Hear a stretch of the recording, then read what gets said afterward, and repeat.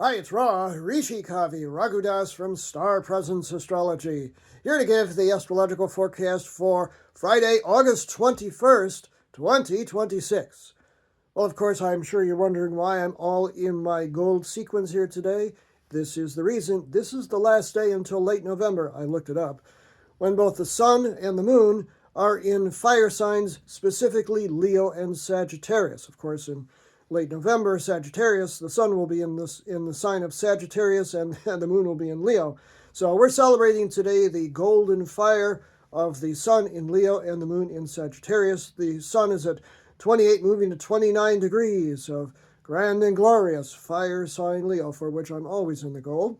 And the Moon today is moving through the mid to late degrees of adventurous and truth-seeking and fun-loving fire sign Sagittarius. So we're here in the purple because Jupiter is the king of the gods in mythology, and he is the ruling planet of Sagittarius.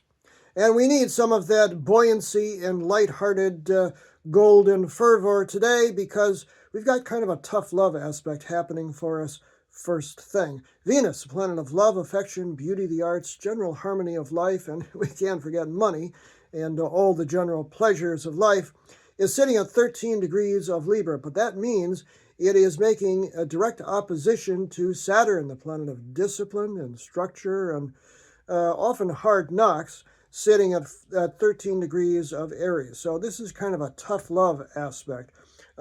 We may hit some delays or restrictions in our personal love life or our finances or just the general sense of pleasure in life. Life may seem a little hard. It does have the advantage, though, of hitting early in the day. 5:43 a.m. Pacific Daylight Time is when it's exact. 8:43 a.m. Eastern Daylight Time and, 1:43 p.m.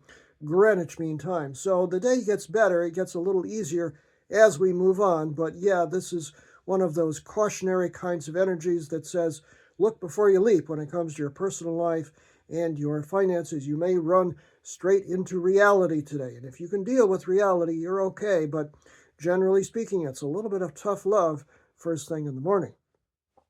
And in fact, there are two other lunar aspects that occur just within 15 minutes or so of that. And then it's free floating for the rest of the day.